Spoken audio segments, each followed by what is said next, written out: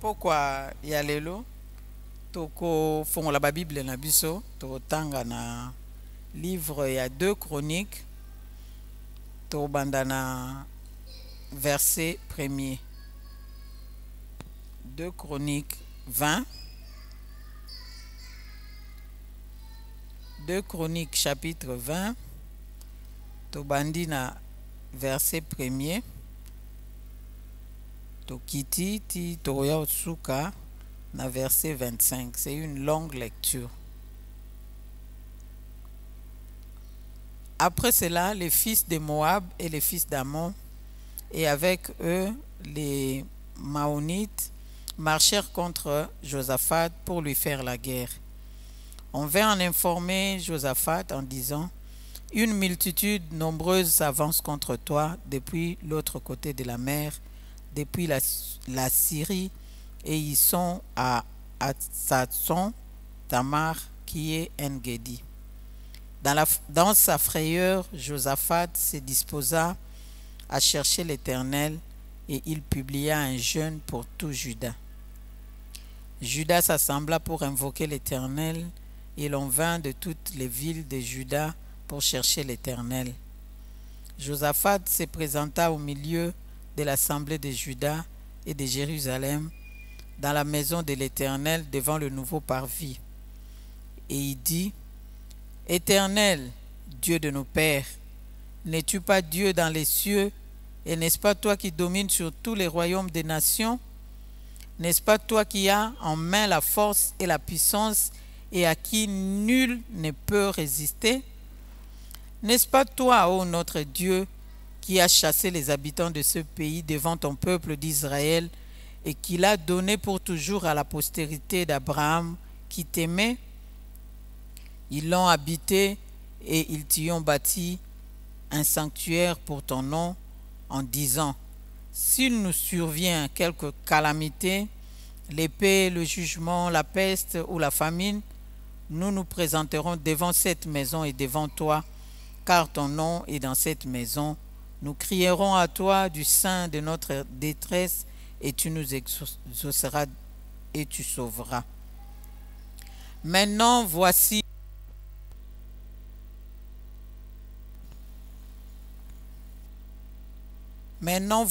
les fils d'Ammon et de Moab, et ceux de la montagne de Séhir, chez lesquels tu n'as pas permis à Israël d'entrer quand il venait du pays d'Égypte, car il s'est détourné d'eux et ne les a pas détruits. Les voici qui nous récompensent en venant nous chasser de ton héritage, dont tu nous as mis en possession. Ô notre Dieu, n'exerceras-tu pas tes jugements sur eux?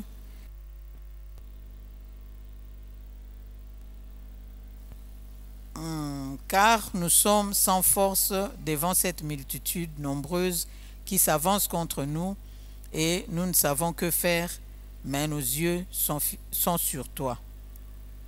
Tout Juda se tenait, toujours dans la lecture bien, hein? Tout Juda se tenait debout devant l'Éternel, avec leurs petits-enfants, leurs femmes et leurs fils. Alors l'Esprit de l'Éternel saisit au milieu de l'assemblée Jacaziel, fils de Zacharie,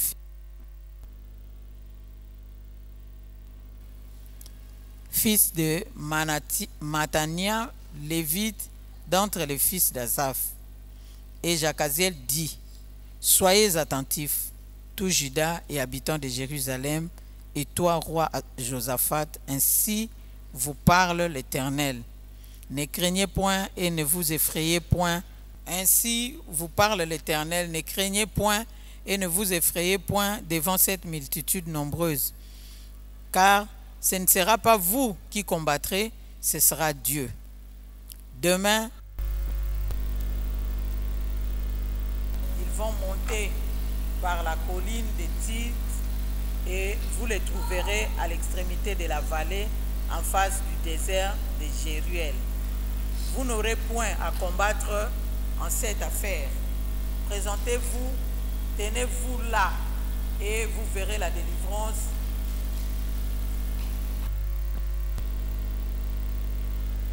Tenez-vous là, et vous verrez la délivrance que l'Éternel vous accordera. Juda et Jérusalem, ne craignez point et ne vous effrayez point. Demain, sortez à leur rencontre et l'Éternel sera avec vous. Josaphat s'inclina le visage contre terre et tout Juda et les habitants de Jérusalem tombèrent devant l'Éternel pour se prosterner en sa présence. Tite et d'entre les fils des Coréites se levèrent pour célébrer d'une voix forte et haute l'Éternel, le Dieu d'Israël. Le lendemain, ils se mirent en marche de grand matin pour le désert de Tekoa. À leur départ, Josaphat se présenta et dit, écoutez-moi, Juda est votre Dieu et vous serez affermis. Confiez-vous en ces prophètes et vous réussirez. Puis, d'accord avec le peuple, il nomma des chantres qui, revêtus d'ornements sacrés et marchant devant l'armée, célébraient l'Éternel et disaient, louez l'Éternel.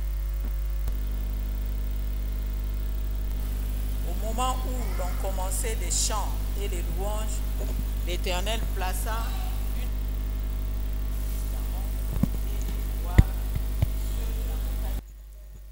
Balobi na verset 1 que eza coalition mobimbe salami wana contre Josaphat, ba Ammonite bazali, ba Maonite bazali, baye ba Moabite pe bazali pona koya ko bundisa Josaphat. Et Josaphat tanga zui information wana asali constat et azaki na façon na ye ya ko gérer information oya zwaki balobi. Dans sa frayeur, Josaphat se disposa à chercher l'Éternel et il publia un jeûne pour tout Juda. Amen. Tozo mona que Josaphat tanga zui information wana asuki kana zo information wana te, bien que zaki information et salaki pasi et bangisaki ye ndenge balobi et bangisaki ye mena kati ya kobanga wana balobi asarete wana te akei koluka elongi na nzambe. Il a mobilisé tout le peuple de façon à ce que bakende koluka nzambe. Amen. Hein? Nous avons des situations ndenge to yebi lelo eza mardi na biso ya le sambo biso ba mama pona koluka nzambe na ba problème o tozanango ba problème ko silaka te tokozalaka toujours na ba problème et biso pe tokolembaka te to continuer toujours koluka nzambe. Amen. Hein? Yemoko nzambe azo reconnaître que nous sommes des brebis parmi les loups. C'est la Bible qui le dit. Donc, koyoka sonité, ou bien ça la moté ma pasité so balobi na ok, yo zalaka toujours na ba problème, yo sambela kaka. Nyo soto zalaka na ba problème ozanga bitumba. Oui. Ezandenge wana ponzambe kutu oyo aza papa na biso yemoko alobi ke na mukili oyo diable azali awa azala jeté awa endenga ye awa akotika biso jamais kimia. Amen. Hein? Donc, ce que yo moko luki mi pesa congé na yo, o mi pesa repos na yo, yebaka ke ozala toujours surpris parce que milieu otozali, environnement otozali, eza environnement ya bitumba. Amen les mamans. Lokola to bondela ki mardi, lelo pe to ko bondela na butu na bandaku to ko bondela, lobi pe to ko bondela lisusu. Po tozaba pa na sena mokili e mokili e pa tozali tozali ba brebis bana na mpate et adversaire na biso azali lokola loup. C'est ça l'image au Christ a présenté par na biso. Amen les mamans. Amen les mamans. Donc une fois de plus nous allons nous réconforter pour na koyeba ke toko tikalaka distraité toko zalaka na oisiveté te pour que munguna astikala ko surprendre biso te. Nous serons toujours aux aguets ndenge Bible lobi na biso que tozala kwa ba sentinelle. Biso photo za na longueur d'avance sur l'adversaire. Amen. Hein? Attaque nyo soto esala maka par surprise. Ceux qui monguna zuyo par surprise yebaka ke probabilité za makasi yo pola. Mais ceux qui yo zali vigilant oza éveillé et ko zala passe ke yo zala d'abord surprise et puis et ko pesa yo avantage parce que oyebi ke naza na position o quelle que soit la forme ko bimela na ko bunda bitumba wana elongo na Yesu na kolonga. Amen. Hein? Amen les mamans. Donc, na pourquoi nous voulons encore nous réconforter. Tout en sachant que tous les mokili oyo, ezali ya bitumba, ezana ba problème. Josaphat va passer une illustration qui a vu la nouvelle, la mauvaise nouvelle, mais atikali la mauvaise nouvelle wanate. C'est pareil avec nous. Nous avons des situations au biso moko pe to sali constat nango awo tozo mona yango soit na bomo na biso, soit na bandaku na biso, soit na mabota na biso, soit na bomo ya bana na biso. Ne restons pas silencieuses. Ndenge to constater yango, cherchons la face de Dieu. Amen. Hein? Josaphat a constaté yango aluki elongi ya Nzambe. Et aluki yango ye moko te aluki elongi ya Nzambe na peuple nyonso tu. Parce que bazoya ko attaquer ezaka ka yete mutu ba ko attaquer mais le peuple aussi. Les conséquences c'est que le kaba limite ya Josaphat et ko kitati na peuple peut a subir yango peuple pas kufa. Donc de même nous quand nous venons chercher la face de Dieu face à l'adversaire, l'adversaire soka simbi biso ta ko simba bala na biso akoiko simba oyo nyonso to eza ya biso pour que alonga biso pour affléchir ba genou na biso. Amen. Hein? Donc, quand nous cherchons la face de Dieu, ne cherchons pas nous-mêmes seulement la face de Dieu, mais impliquons dans cette recherche nos enfants, nos maris, nos frères et sœurs, les enfants ou les gens qui vivent avec nous, va s'impliquer na ma bonne de lui biso tozo sala pour que victoire na biso ezala victoire yaba o nyonso tu bazwa minzinga nzinga na biso. Amen.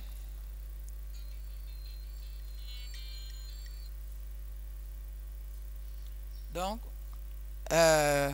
voilà, donc to a impliqué qui Israël le mobimba na le sambo na ye. Et na verset 4 tina verset 6 so to tangi yango to tanga verset 4 na verset 4 tina verset 6 balobi Judas s'assembla pour invoquer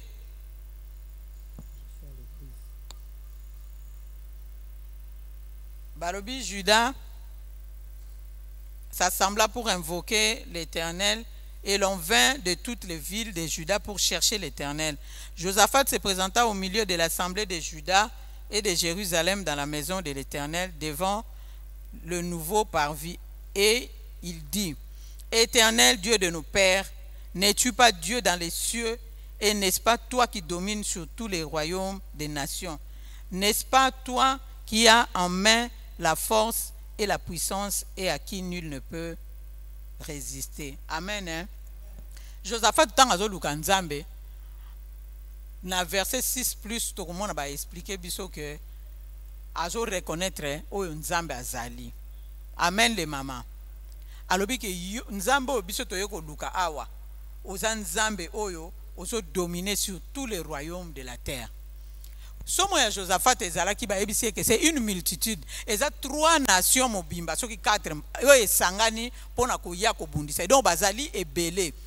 Mais aye ko yebisa nzambe alobi nzambe nzambe biso toye ko luka toyebi ke yo mtozo dominer sur toutes les nations de la terre. Amen. Hein? Et devant toi aucune force ne peut résister. Amen. Tango tozo ya ko luka nzambe to reconnaître que le Dieu o biso tozo ya ko luka yé mutazo dominer likolo ya nyonso. C'est vrai que toza na ba préoccupation ezolongola biso kimia. Toza na ba préoccupation oyo tozo ko komona te comment peut-être tokoki ko gérer yango. Mais to yebaka que notre Dieu c'est lui qui domine. Amen. Hein? C'est lui qui domine, c'est lui qui a la force et devant lui eloko moko eko résister te. Et na verset 7 alobi, n'est-ce pas toi, ô notre Dieu, qui a chassé les nations de ce pays devant ton peuple d'Israël et qui l'a donné pour toujours à la postérité d'Abraham qui t'aimait. Azo rappelé nzambe alobi nzambe bango bazo ya ko bundisa biso po ba bengana biso na mabele oyo. Or mabele oyo biso tozo yeba ete eza mabele oyo pesa ki biso. Obengana bato mususu pesa biso yango comme héritage. Amen maman. Na poka lelo tozo bondela eloko nini nzamba pesa yo comme héritage oyo Mungu naza na posa ya ko déposséder yo na yango. Amen les mamans. Awa bana Israël balingi ba déposséder bango na mabele na bango o nzamba pesa ka bango. Balingi ba ya ko benga na bango. Balobi Josaphat azo bondela lobi alobi balingi ba ya ko longola biso na mabele oyo pesa biso. Oyo pesa na bakoko na biso. Oyo eza ya biso munguna ata s'armer, ata s'équiper, ce qui a yé pendant ko bundisa biso, nous ne devons pas céder aussi facilement. Amen. Hein? kozala te oyo moni bitumba ezokoya osi olâche prise. Ah, bona osala lisu nini? Bango bato bazaye bakoka koloba bango pe bango bato bazaye ebele ndenge wana. Ah, balobi babenga na biso boto longwa kaka tokokende kaka tokodébrouiller ata kote mosusu.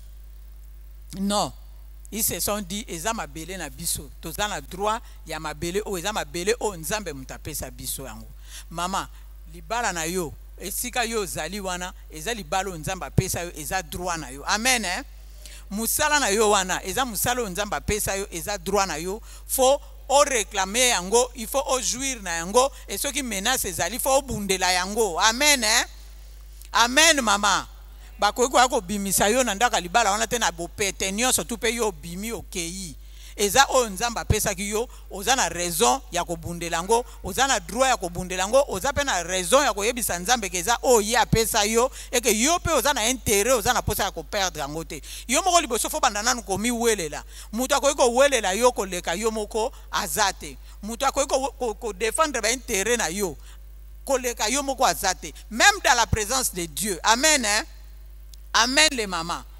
Bakeina Josaphat na peuple ba bondeli et ils ont revendiqué balobi ke balimba benga na biso mais mabelo balimba benga na biso biso tozoye bake eza mabele o Yahweh yo opesa epai na biso. Na verset 8 tina 9 azo na 7 to kitikutu tina 8 epai alobi ba koko na biso ba vandaka na mabele wana et puis ba bâtir même pona yo. Ayo ko rappeler biso plutôt ndenge promesse alliance o basala na nzambe ke soki mabe komi calamité pasi nyonso to koyela bango soki ba ye na temple à Jérusalem ba bondeli nzamba la kaka bango ke ako exaucer bango. Amen eh?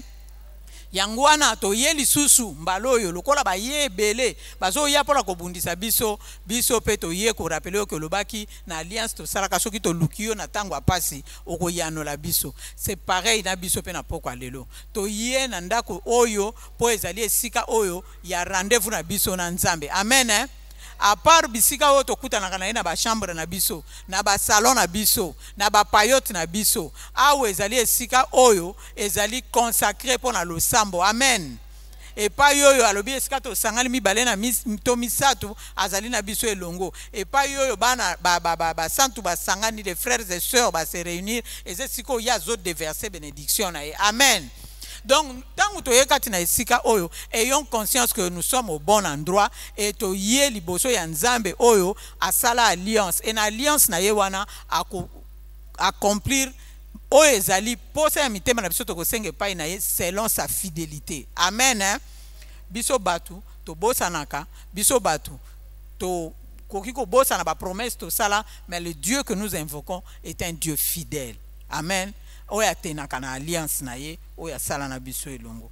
Donc bango pe ba ye ko consulter nzambe ba rappeler alliance et soki tokei de verset 10 tina se tokomona azo sala plainte awa siko bandi ko plaider cause na ye alobi tala bango baza ebele. Alors maintenant voici les fils d'Ammon, de Moab et ceux de la montagne de Séir, chez lesquels tu n'as pas permis à Israël. La Bible to sala ki bango mabete, mais tala lelo modèle bango bazo futa biso. Tango biso to zaki ko ya. To ataka ki bango te to kota ki pe na mboka na bango te. C'est comme nous aujourd'hui nous pouvons nous plaindre. Ezana ba makamu suso to ye nango awa. O mitali penda yo moko bande bandeliti suka. O moni o zape na raison na yo. Amen hein. Mais ce qu'on monique aux ana raison na yo. Ko suka kaka te na olobaki ngana za na raison na ngai. Nzamba za le juste juge. Soki yo moni oza na raison na miso bato ezo mona na te. Raison na yo ba oyo bazo bundisa yo to situation na yo wana ezo zwa solution te. Malgré ba requête nyonso to ko iko sala, malgré ba réclamation nyonso to ko introduire.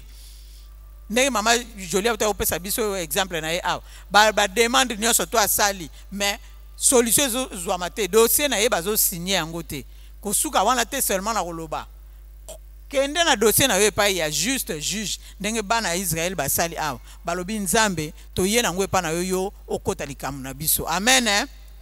Amen les mamans. Donc ba ye nzambe akata likamu na bango. Et Bible lobi tangu ba lobi bongo, je crois na verset 12. Na verset 12 et 6, oh notre Dieu, n'exerceras-tu pas tes jugements sur eux, car nous sommes sans force devant cette multitude nombreuse qui s'avance contre nous, et nous ne savons que faire, mais nos yeux sont sur toi. Tout Judas se tenait debout devant l'Éternel avec leurs petits-enfants et leurs femmes et leurs fils. Balobi, tango ba silisi ko pose ko loba makambu na bango, balobi batikali toujours debout. Amen, hein? Batikali debout.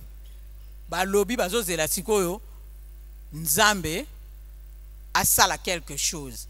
Po balobi bango nouvelle wana esali roi pasi a convoqué tout le peuple, ba gêner, ba bondeli, ba yé dans la présence de Dieu, ba yebisi Nzambe ke biso to sali bango mabete. Bango batu bazo ya koluka ko sala biso mabe. Et loko biso na bango tozo welela, tozo yeba ke eza ya bango te meza ya biso. Amen. Et loko tozo welela eza ya bango te, eza ya biso nde tozo welela. Eza loko yo pesa biso. Maman, dans tes droits, tu te sens lésé. Ne reste pas silencieuse.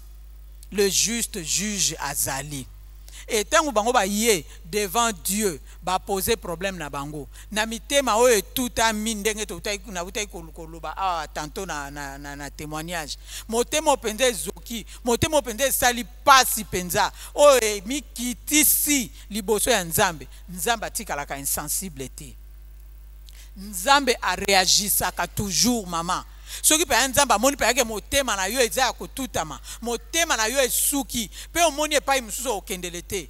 Ba possibilité avec de ba roi mususu ezalaka, hein. To monaka ba roi mususu tanga moni menace ake osala alliance na Égypte. Amoni menace ezo yake osala alliance na Syrie. Mais bango awa Josaphat asali alliance na mutu mususu abi Nzambe si to sala alliance na yo. Et l'alliance to sala na yo ekoka. Oyo yo pesa biso yango balingi baya kobotola. Tozana makasi te baza ebele koleka biso. Biso pe tozana makasi te même soki toza mukie ya kobunda bitumbo to gagner yango nous sommes sans force. To yé to le problème na biso. La Bible nous dit batikali debout devant la présence de Dieu. Bazo tale la siko Nzambe. Amen maman. Soki to bondeli. To sili siko bondela to lukie longi ya Nzambe. To sopi mitema na biso liboso na ye. To sali par na biso to sukeli wana. Amen, hein? O sali par na yo tikela Nzambe pe asala oya ye. Amen. Koluka ko sunga Nzambe te, koluka ko kota bikota kota te, koluka suba renfort ya mukilité. Komi lukela ba solution te, sinon ba solution bien ba proposition aux juste selon ba directive Nzamba pesio. Bible ebisi biso ba telemi devant la présence de Dieu. Et Nzambe alingaka ndenge wana. Toko mona na suite ya texte oyo. Ke tango bango ba telemi na présence ya Nzambe. Na verset 14 balobi na biso, alors l'esprit de l'Éternel s'est saisi au milieu de l'assemblée. S'est saisi au milieu de l'assemblée Jacaziel. Nzambe mbalamoko a lobby, a suscité Moutou parmi le peuple pour parler de sa part. Amen les mamans. Ton silence devant la présence de Dieu après l'avoir consulté et que ça a été Nzambe à loba. Et que ça a été Nzambe à telema. Et que ça a été Nzambe à kota likamuna yo. Et que ça a été Nzambe à kata likamuna yo. Pour amoni esika mususu yoko okimela te. Amoni sollicitation na pas mususu te. Amoni ba regard no pas mususu te. Amoni yo taleli mutu te. Mama ezala ta problème ya misala ya bana na yo. Ozana posa bana na yo ba kende liboso zo mona clair te. Mama yo lelaka liboso ya Nzambe fait ta part et reste là. Nzambe wana soka moni pe motema na yo ezotale la bobele seye akotelema akosala akoloba pe akokata likambo na yo. Et Bible zo ebisa biso ke tango bango ba lobi ba silisi ba panzani pete bazo zela ya sala. Maman, attends-toi à Dieu. Soki otelemi penza liboso na Nzambe ozo zela ke asala. Azomona penza ke ozo zela, tu es en attente de quelque chose. C'est Dieu là agira. Cause à la précédente dans la présence de Dieu, au télé liboso na Nzambe, au moni moi 2 minutes, 3 minutes et l'équipe, au moni réaction te ok ailleurs. Non, reste là. nzambe na biso wana ayoka kape asala kabalobi molimo na nzambe mbala moko se saisir de Jacaziel et Jacaziel aye koloba alobi soyez attentifs. Nzambe alingi ko attirer attention na bango. Alobi soyez attentifs parce qu'il veut parler. Maman ndenge to yé na présence na nzambe na poko na lelo soyons attentifs. Na présence na nzambe bazalaka distrait, na présence na nzambe batambolisaka makanisi te, na présence na nzambe balalaka te. Malgré la fatigue, reste attentive. Parce que na lo yembo nzambe akoki kolobela yo. Molimo mo santu aza kosala. Akoki kolekisa liloba, akoki kolekisa likanisi, akoki kolekisa lo yembo. Dans la présence de Dieu, tozalaka attentive. Amen. Hein? Alobi soyez attentifs. Tout Juda et habitants de Jérusalem, et toi, roi Josaphat, ainsi vous parle l'Éternel. Ne craignez point. Amen. Alobito bangate. Ne craignez point devant cette multitude nombreuse, car ce ne sera pas vous qui combattrez, ce sera Dieu. Maman, munene ya likambo na yo ebangisa yo te. Durée o yango ezui ebangisa yo te. Même la complexité a problème wana. Eza na niveau oyo, eza lisu na explication humainement parlant, ba explication ya maloba ya bato zo ko kasu ko expliquer ngote. So ba lobi ba expliquer, même les médecins bazo pesa yo ba réponse moko po ba pesa yo réponse, mais même bango moko pe bazo comprendre le sous degré ya maladie yango bien te. Même ce qui est complexe, même ce qui est compliqué. Même si ce que eza munene ndenge nini yo kotala lisu munene ya problème wana te kobanga te nzamba lobino na poko lelo ne craignez point, ne vous effrayez point, tobanga te tobanga te tobanga te. Oyebi na kati ya kobanga soki somo eleki okoki ko agir par panique. Oko paniquer so ko bangeleki okoki ko sala makambo ndenge mususu oyo ko sepelisa nzambe te. Na kati ya panique okoki pe ko bouder, ko murmurer tellement que o moni solution te. Na kati ya ko banga wana okoki ko banda pe ko douter. Soko tali munena likamwala ndenge ezaleli otali na solution ezozwa mate otali na temps esali ozotala ngo ndenge soko zo expliquer bato bazo mona ngo ke oyo komi impossible po ezwa solution yo moko po mona moko ko ba numemela yo ba doute. Tangu nzamba lobito banga te, c'est parce que asi atelemi azana posa ko sala. Nzambe na biso atelemi azana posa ko sala. Alobi na bango awa demain descendez contre eux. Aebisi bango na nzela bango bakoleka. Alobi na bango bongo lobi bango bakita. Tout ce qu'ils auront à faire, alobi na bango vous descendrez. Amen les mamans. Alobi na bango lobi bokita. Bokende na rencontre na bango. Na verset 15 alobi na sima koloba na bango babanga te. Alobi na bango ke soki bakei bakomi wana bitumba wana bango bakobunda ngo te. Ekozala ye moko nzambe mutakosa nini akobundela bango. La part de l'homme na kati ya texte na biso oyo ezali kaka bakende bakoma na bisika bitumba ezali et ba contempler la victoire oyo nzamba kopesa bango par sa main forte. Amen. Hein? Par sa puissance bango bako yaba ya ko contempler juste la victoire o nzamba ko pesa bango alobi eza bitumbo bango bako bundate. Et Dieu qui sonde nos cœurs ayebi attitude ya mitema na biso ya moko na biso nde to se présenter awa na poko na lelo. Ayebi motema na biso nde to ye ceux qui toza troublé, ceux qui toza déçu déjà, ceux qui toza déjà abattu. Nzambe wana o to ye ko luka kati ne siko ayebi yango. Yango la liboso asale la biso abandina ko réconforter biso. Alobi to banga te il est là. Amen. Hein? Il est le Dieu qui nous soutient par sa main droite.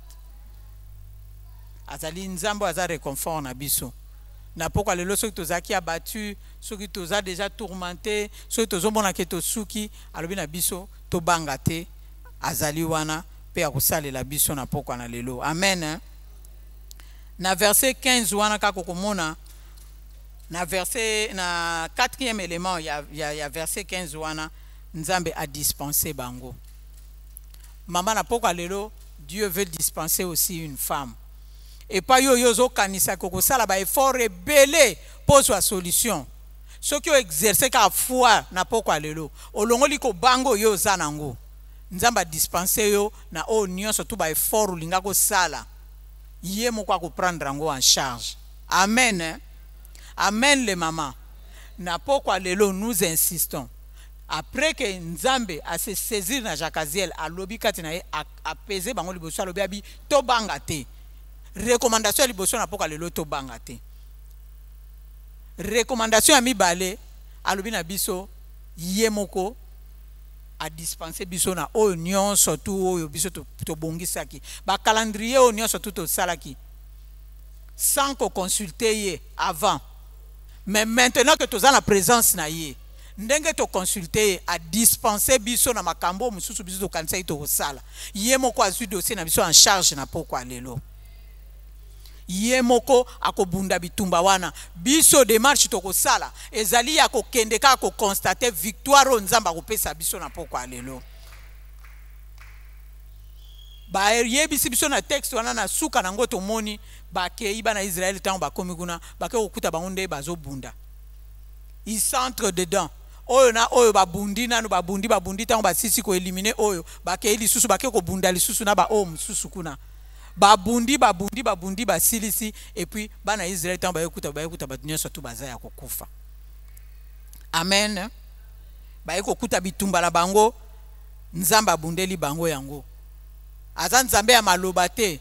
Aza nzambe soki alaki akokisaka. Soki alobika dispenser na poko lelo na o nyonso to zo komi pesa pasi pona komi luke la solution soka lobi na oke ye muta koti yango alobi akosala yango zala na eliki alite akosala yango oyo zo luka pona libota na yo ba prière nyonso to zo adresser pa ya nzambe pona bana na yo pona musala na yo quelle que soit ta préoccupation nzambe alobi aza saisi aza informé ayoki kolela na yo et a dispenser yo na ba sacrifice supplémentaire yo linga ko sala na makasi na yo alobi a dispenser yo tant tozaki na ko tanga ezaki so prof akoti na auditoire bosala ki examen et que yé na deuxième session lingo sala examen prof so akoti so kaza mutu malamu yo ka sabino ba o nyonso tu bazwaki de tel à telle note bokoki kobima boza dispenser. Amen. Hein? Et ce que balbi oza dispenser c'est-à-dire yo makambo kotanga esili zonga na yo ba note no oyo wana yo zwaki yango wana oko retrouver na ba résultat na yo. Amen. Hein? Ndenge moko na nzambe awa alobi ke ye moko akokota makambo na yo ye moko akosan charger a dispenser yo alobi yo zela kaka na suka o contempler victoire oye akopesa yo yango na liloba nzambe pona biso na pokwa na lelo mama komitungisa na yo te kobanga na yo lisusu te kolela na yo lisusu te na pokwa lelo to zwaki temps ya kobondela mingi awa to bondeli na mama Jolingida ba o nyonso tuto lobaki epa ya nzambe oto lelaki mama zala na eliki ya ete nzambe na pokwa lelo a dispenser yo soko zalaki na agenda mususu ozalaki na agenda mususu ozalaki na ba calcul mususu oyaki ozalaki troublé ozalaki abattu ozalaki meurtri na motema na yo ozalaki yo moko yebi attitude oyaki nango po lelo eza mukola mabondeli to yaka vraiment pona kosopa mitema na biso nzamba lobi na yo ka dispenser yo na pokwa lelo o nyonso to etikali ye moko azwi yango en charge rendez-vous na yo ezali kaka pona ko contempler victoire ya nzamba opesa yo et kozala absent na rendez-vous ya victoire te ezate lokwa nzamba lobiki azwi en charge yo na présence ya nzambe obunga Alobi, tenez-vous là. Dans verset 17. Abi, il n'y aura pas combat, mais sortez à leur rencontre. Dans verset 17. Bitumbe gozalate, mais boya na rencontre na bango. Alobi, tenez-vous là. Présentez-vous. C'est pour nous dire que biso zabatoko ki makambuté. Tozape batoko subir makambuté. C'est-à-dire pour likambo eza makasi yo moni munena likambo ale okimi. Tokima makambuté to contourna rangote. Dieu nous recommande de nous présenter devant ayibisi bana ezeba se présenter devant l'adversaire na bango. Bango bazaki ebele. Soki nzamba zolo bala moke ba se présenter devant l'adversaire na bango. Ayebisi bango liboso ba banga te pona nini. Po tango zo ko tala adversaire wana zo yana makasa zana ngone équipement zana ngona na cette multitude là. Soko za mutu akobanga okosa nini? Okopaniquer. Ndenga lobana alobina Jérémie que ne tremble pas devant tes adversaires sinon ngamo na osa nini. Na kolengi so lisusu je te ferai trembler davantage. Devant ba épreuve to banga te. Nzamba zana biso. Munene na ngondenge tolobaki ebangi sabiso te lengi sabiso te. Adversaire na biso eza bato bazo bundisa biso te. Adversaire na biso eza le diable oyo azoko utiliser bango lokola ba pion na ye pona ko salela biso mabe. Adversaire na biso c'est le diable. Eza nango cousin azo lukelo problème te. Eza nango ndeko na yo oyo bozo niatana na ye te. Yé azaka kalokola instrument na maboko ya Satana. Mais le vrai adversaire eza oyo aza simana ye. Yende mutu il faut s'en prendre na ye. Ndenge mama muso alobaki awa ke tango tozo bondela pona makamba ba réclamation. Au fait mobali akoki ko bengana yo na ndako alibala. Mais eza mobali abengani yo pona yete mais poussé par les esprits oyo geraka libota na bino oyo kata ke boko vandaka na ndaka mabala te. Yé abimika ka lokola instrument oyo ba saleli pona accomplissement ya ba décret oyo ba kanga na monde à ténèbres. Mais le vrai problème c'est pas lui. Parce que soko ke yo bundi bitumba nzambe olele linzambe le juste juge akoti makamona yo. Oyebise ke Yesu ngala pesa bomo inange pa na yo. Ndenge bana Israël basali awa. Balobi mabelo eza mabelo yo pesa pa na biso. Ba revendiquer ba droit na bango. Tu te présentes devant le Seigneur, tu lui dis nzambe ngai bomo inanga sina pesa pa na yo. Et la Bible nous dit il n'y a plus de condamnation pour tous ceux qui sont en Jésus. Donc oye lobama, oye salama. Et concernant ngai lisusu te ponga ibomo inanga la sina pesa epai na yo.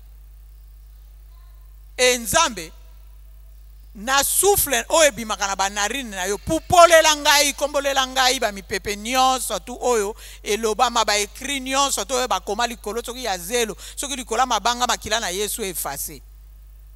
Yo ko s'en prendre na mobali te soko s'en prendre na mobali okolekisa tan nyonso tu wana. Kende et pas origine à problème ezali c'est le diable, c'est lui notre adversaire, c'est lui notre ennemi. Et ce qu'on revendique ba droit na ya bo mwana ya nzambe ya solo liboso ya nzambe aza le juste juge. Akotelema pe akokota likambo na yo. Amen les mamans. Donc ndenge tolobi wana to banga te, to contourner problème te, to kima yango te. Na verset 19 tant balingi ba kende balobi que après avoir koyoka ba recommandation ya nzambe balobi ba s'inclina ki liboso na nzambe bakumisa ki nzambe bakumisiye ba yembeliye ba netoliye ba tomboliye et lobi na tongo nde bayaki kotelema bayiko kende lisusu pona kotosa maloba oyo ya nzambe. C'est alors que Josaphat balingi ba kende aye koloba verset otoloba mingi totanga mingi et pas yorobi le lendemain wana na batongo sikoyo pour ba jour elandaki donc net prière ba sali lelo te nzambe pa lobeli bango lelo apesi bango orientation lobi bokende na bisika kotumba mebino ya bitumba mebino bokobunda te et lobi nango sikoyo balingi ba kende. Le lendemain ils se mirent en marche de grand matin pour le désert de Tekoa. À l'heure de départ, Josaphat se présenta et dit, écoutez-moi, Juda et habitants de Jérusalem, confiez-vous en l'Éternel, votre Dieu, et vous serez affermis. Confiez-vous en ses prophètes et vous réussirez. Amen. Hein? Donc, ma kambwana lokole le kaki lobi, le lo azosala moi rappel à mukie avant bakende. C'est-à-dire, to senga ki epa nzambe ke mabele eza mabele na biso epesa mela biso. Balingi baya ko benga na biso nzamba lobaki to kobunda te mabele otika la pa na biso. Donc, to se confier epa ya nzambe. Et nous serons affermis. Amen. Hein?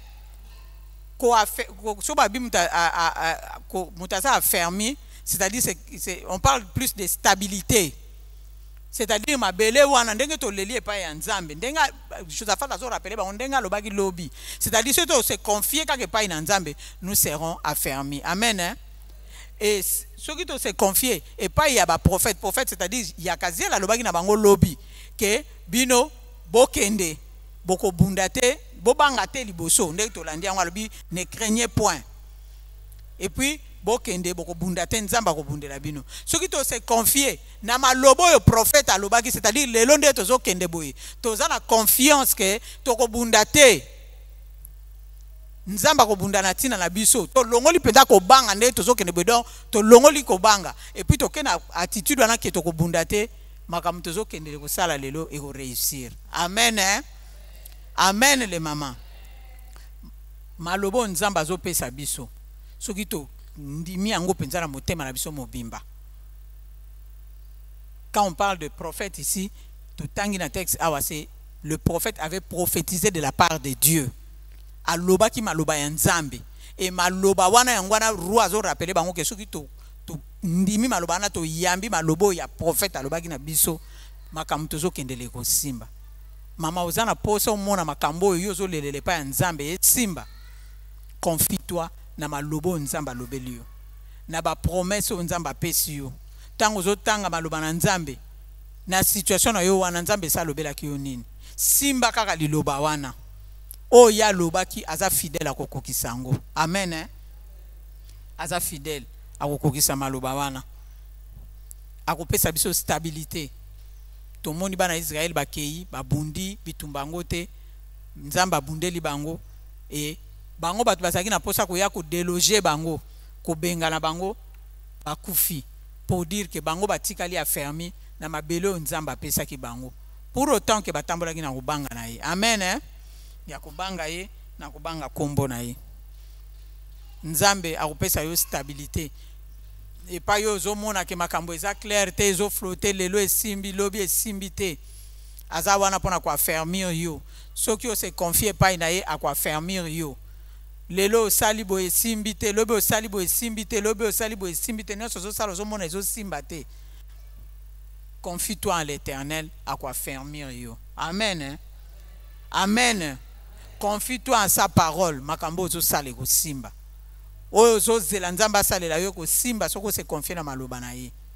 Soko se confier na maloba na nzambe okumona loboko na ye. Akulongisa yo. Amen les mamans. Tikala positive.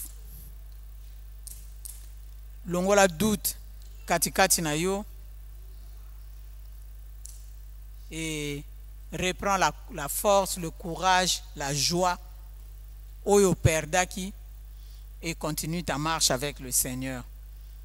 Et si vous esengo ezalaki suste okomaki kolela maya miso ezalaki kobima ce soir nzamba lobi a dispenser yo zala mutu na esengo oyo kanisa ki okokaki kosala po o tenir oyo kanisa ki okokaki kosala pona ko affermir ba relation na yo wana pona ko affermir musala na yo wana bongo zo mona ke malgré ba effort nyonso tozo sala esimbi te. Mais le colo leleli nzambe na poko lelo a dispenser yo. Alobi reprends courage, reprendre esengo na yo. Reprends ta marche. Ye nzambe akoti makambo na yo ye moko ko assumer. Mama ezala vraiment loko yambira motema na yo mobimba. J'ai aimé une phrase que le pasteur Hugues avait dite le dimanche passé. Tant azaro prêché, alobi na biso la réalité ne dénie pas la foi, pardon, la foi ne dénie pas la réalité. C'est-à-dire, après ce qui même illustration, le babi, Mouto aza malade, même si aza parle, aza na kondima, mais si aza na fièvre, la réalité c'est qu'aza na fièvre. La réalité c'est qu'aza na fièvre. Mais kondima na yesu ko ils ont poussé ya kondima que par les meurtrissures de Christ nous avons été guéris. Donc c'est pareil avec nous ce soir. Okoko lo bagé ah et ko sala ma comment? Le comment est à libisoté. Le comment est à libisoté. Nzambe tanga yebisaki bana Israël bokende bitumba na boko bunda ngote. Ayebisaki bango te ko na ko bundisisa bango na bango. Non. Alors bina bango bino boyeba kaka boko bunda te bokende boko mona victoire. Et bango pe bandimi. En tout cas le corps na bango ke bako bunda te. Je ne pense pas que tango bakenda ki ba memaki minduki. Po na ko ndima bayebi ke makambo wana bango ba okota ngote. Tout ce qui ba préparer que to tangi texte wana ezalika ba chantre. Au moins ba expliquer ba chantre nde ba classe ki bango ndenge ba tchaki bango ba bandi ko yemba na bango bazokende bango ba bandi déjà na ba chant de victoire na bango avant même que bitumbe bundama. Amen hein? Donc la réalité oyo zo ko za ko traverser nango na ko ndima na yo eza yango ana makambo zo mona wana nde oza na mbongo te penza ndenge garantie na bino esili ke bokomi balingi ba bwaka bino libanda eza pena ndenge wana ke balingi ba bwaka bino libanda. Mais yango est empêché de croire que nous avons le Jéhovah Jireh avec nous. Vérité est que garantie et sili balingi ba bimisa bino nandako. Mais la foi na yo ezondima que Jéhovah Jireh azali ako pourvoir ba bwaka bino libanda te boko futa ndako. Boko telengana te. C'est ça la foi. La réalité ezali ozomona penda que rentrée scolaire yangoyo. D'ici là, au tali nombre ya bana, au tali ba billet de vacances, au moni penda que awa et kozala chaud ou bien eza déjà chaud. Yango na réalité ozana tozo traverser. Mais malgré moulai nango ou bien munene nango, nzamba lobi na yo ko banga eloko te. A dispenser yo. Comment est-ce ça la melala n'est pas ton problème? Yo kota na phase d'adoration, kota na phase d'action de grâce. Ndenga ko sale lango etali yote. Balobi ke ba aligner ba chanter, balobi te ko ba tient na premier plan ba corps d'élite ya bitumba onini non. Parce que bazana ko ndima ke malobo yo ndenge Josaphat auto rappeler bango. Ezaka problème to se confier kaka na Nzambe, nous serons affermis. Mabelo ekotika la biso. Tout se confier quand on a profession ba pesa ki biso makambo tozo kendele wana nde balobi na biso to kende na lieu ya confrontation et ko simba yo pe yeba kake nzambo ya lobi kaza Jéhovah Rapha ako pourvoir yangwana yo simba banda déjà ko kumisa nzambe nzambo alobi ke par ses meurtrissures aza ako nous sommes guéris aza Jéhovah Rapha akobikisa yo simba kaka ke nazana Jéhovah Rapha na kati ya situation o na réalité ou maladie nazana Jéhovah Rapha il me guérira, il finira par agir. Amen hein? Yo simba kaka maloba nzambe na situation na yo wana nzamba za nani na situation wana tango koti na maloba nzambe nzamba za nani na situation na yo wana o yaki nango lelo na présence ya nzambe oza ozolela alobi aza nzambe apangusaka maya miso. Yo simba kaka kenzamba lobi aza oya pangusaka maya miso atako lelo obi diable azaka bizarre okomona situation na kutu tango to bondeli apenza lelo to bondeli tango osonga kutu bokanisa baye ko bwaka mafuta na kati ya moto omona ko sulo ko le peli mais maman nzamba lobi na biso na poko lelo ne craignez rien ato moni peli lisu moto makasi omona kutu c'est compliqué lisusu confie-toi en sa parole et tu réussiras. Yo zonga kaka na kondima na yo banda ko kumisa nzambe yebise ke Seigneur na poko lelo onga na simbi o dispenser ngai yango lo onga na simbi na poko lelo ko dispenser ngai olobi ke yo moko oko se présenter ngana ko se présenter pour na contempler victoire na okende na ko me présenter pour na ko bundate posina yebise ke okena zana ngana makasi ko bundate et puis yo moko lobi na ngai ke ngana ko bunda te donc lokolo dispenser ngai ngana ozela ka victoire et en entendant la victoire na okumisa ka yo en entendant la victoire na zo netola yo en entendant la victoire na zo sala ba action de grâce na ngai na longoli ko banga na longoli nyonso oyo ko empêcher nga komona loboko na yo ba mama to telem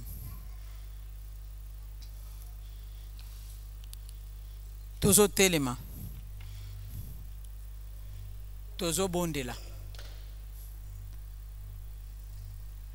bondela ya liboso tozo chasser oyo nyonso tu ekoki kozala ya kobanga katikati na biso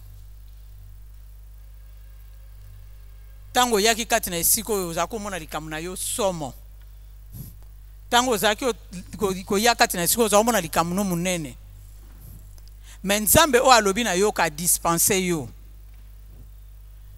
ozo bonde lozo ebisa nzambe somo nazalaki nango ya likambo oyo nalingi ezala lisusu te katikati na ngai munene na likambo nazalaki komona ndenge nazalaki komonela yango nalingi namona yango lisusu bongo te oyo nyonso to ezalaki obangisa yo oyo nyonso to ezalaki kotia yo somo wana na motema tozo bonde lozo yebisa nzambe na longoli kobanga na boyi kobanga cette peur mama longolango o bazolakisa yo ba esprit de mort okomi kobanga banga soko oyoki o muta sali accident kuna o ba tie photo na réseaux sociaux ezo circuler yo komo okende ko consulter kana ba photo ba réseaux sociaux pour nipo oyebi que esprit de mort ezo tambola na famille na bino kobanga wana longola yango mama chasser cette peur totomboli bingongo na biso to bondeli